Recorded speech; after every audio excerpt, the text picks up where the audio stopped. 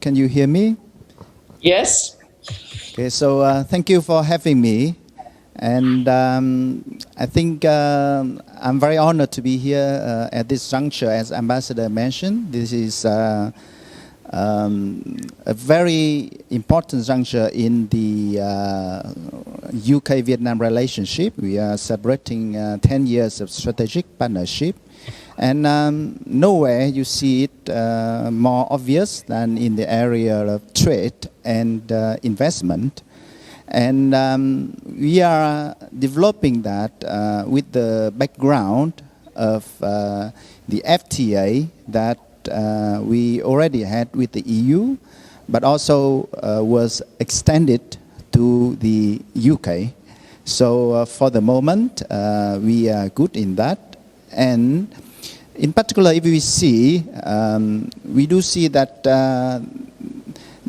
it's complementary if we look at the nature of our two economies. So the ambassador, for example, mentioned about the pharmaceutical sector. I think if we can grow that relationship, I think vaccines, but not only vaccines, but as a kind of pharmaceuticals as well. That's good for both sides because I do believe that even the Vietnamese consumers, they see benefits of having the best medicines coming from the UK. So in the existing FTA that we already had with the EU, there are important commitments there as a basis for us to build that relationship. So if it comes to trade in goods, the agreement has one of the highest standards that we see. So it's comparable to the agreement we have with ASEAN, one of our first FTA. So even with the very sensitive goods like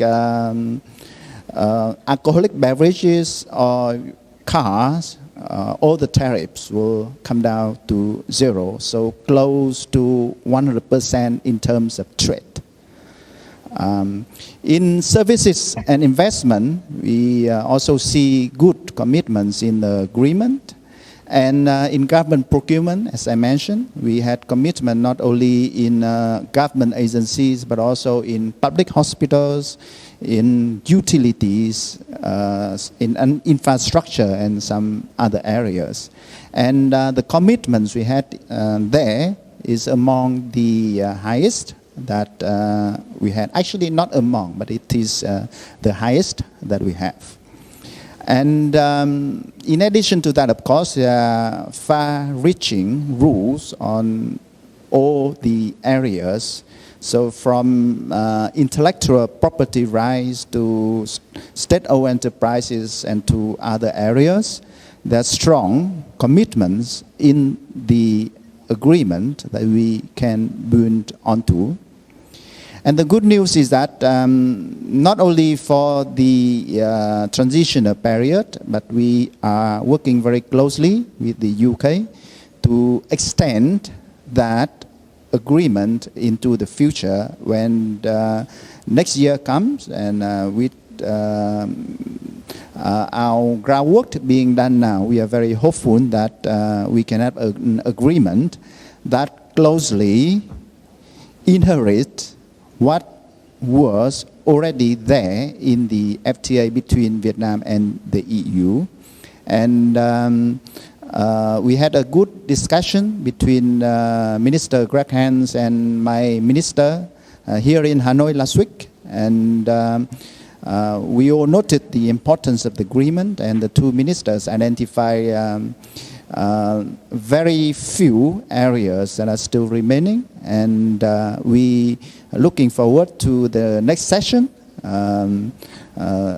That we hope that the technical level, under the directions that the two ministers have already gave us, can come to close all the remaining issues so that we can be ready to have an agreement based on the FTA between Vietnam and the EU, but of course with a few adjustments reflecting the bilateral relationship, and that will, we hope, come into force next year when to inherit the relationship now between Vietnam and the EU.